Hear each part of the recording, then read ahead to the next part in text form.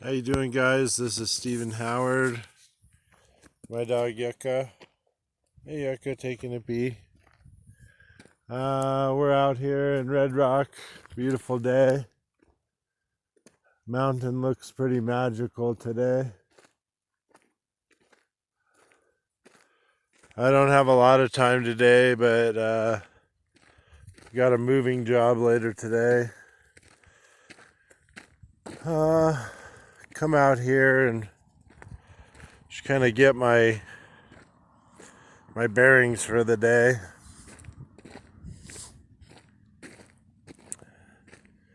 I've definitely been going through a lot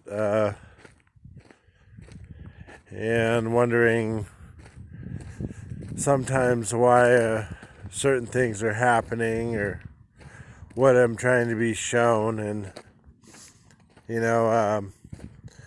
people's actions should tell you everything, how that goes. That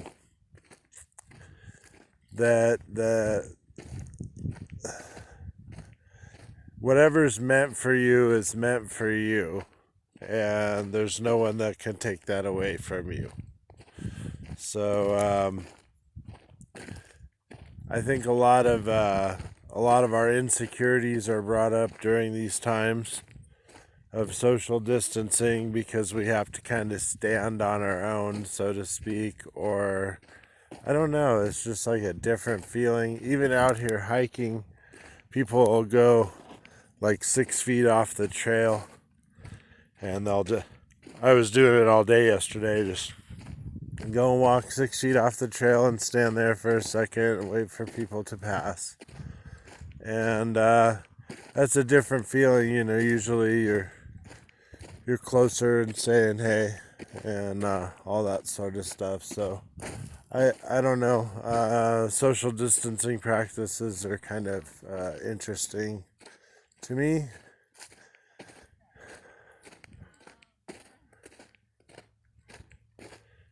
People have a little dog too.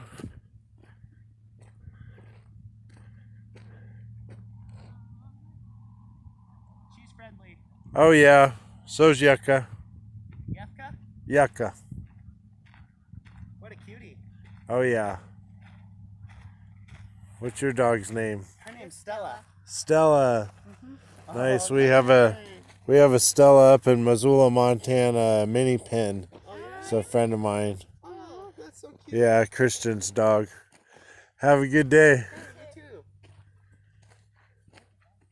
So there's a beautiful Joshua tree forest out here, out by Mount Wilson.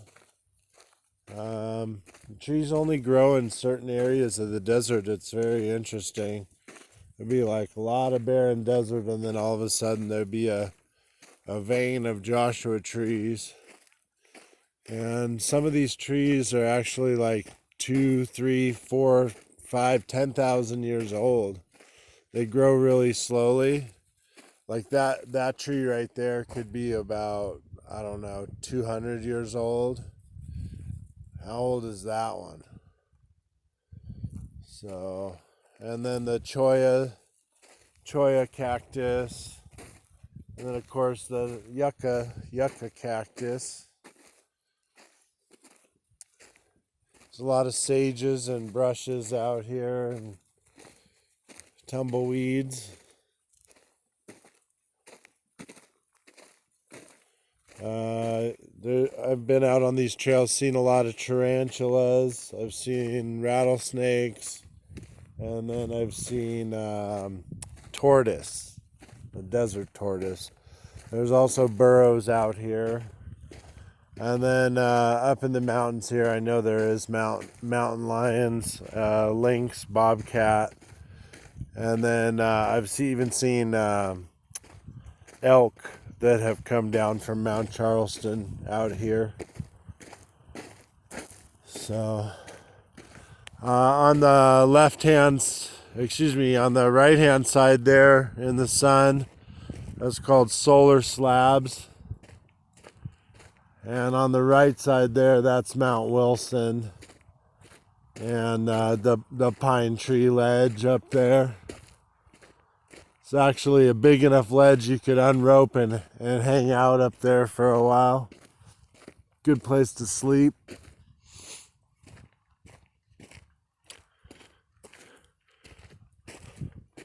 So you hike in to Red Rock, and they're individual slot canyons. I believe we're going into Oak Creek Canyon today. Well, yesterday we were in Pine Creek Canyon. But try and get my walk in every day. I've been a bit of an emotional wreck with all of this roller coaster with COVID-19, and my situation wasn't exactly stable before. Definitely a lot less stable now. And so I'm hoping to get to work and have some things improve. I'm still, I'm staying optimistic. I know how the universe works. I know how the world works. And sometimes you're given a second opportunity. You're given a second chance. People actually see how you've grown in the time that you were apart. And that, maybe, just maybe, there might be a miracle here somewhere. So I'm doing the best I can. I definitely have got a lot of great ideas for my projects, and I definitely know where I'm headed, but it's a matter of actually getting there. I do really love nature. It's a great way to get grounded and get ready for your day. There's a lot of people out here today. I keep encountering people and dogs. So I will try and get a good edit here. Hopefully that was a good edit. I just learned how to do that. I probably should have done that before. I grew up in Lake Tahoe, and when I was a kid, as long as I had a backpack, a couple of waters, a sandwich, and $20, I was good to go. And I would hitchhike all around the lake and go bouldering at different places, go in the forest. $20 was usually either for smokes or weed. And we didn't ever hurt anybody. We had our boom box. We'd go listen to some Led Zeppelin, smoke a little weed, and do some rock climbing. And I don't know, it was a different time. It was a time of like ultimate freedom, and you could pretty much do whatever you wanted all day long. And I've been trying to keep hold to that, and a lot of people would think, oh, you need to grow up, there's a lot more to life than that, and blah, blah, blah, blah, blah, blah, blah. And I might agree with you, but what I can tell you is that for me personally, I don't think life needs to be much more than that. That if you can find a way to budget yourself, to make yourself happy, and still live a quality of life that you enjoyed, more power to you. I think abundance has a lot to do with your mental state, like what you feel you deserve. A lot of people, if you asked them, oh, how much do you want an hour? And they would say, oh, I don't need more than $20 an hour, blah, blah, blah, blah, blah, blah, blah. And then there's another person that would take that and go, well, how much are you offering? And then they'll go, well, we're offering whatever market value is, whatever it's worth. And then you go look up on the markets and you're like, well, I do really quality work and I work really hard per hour.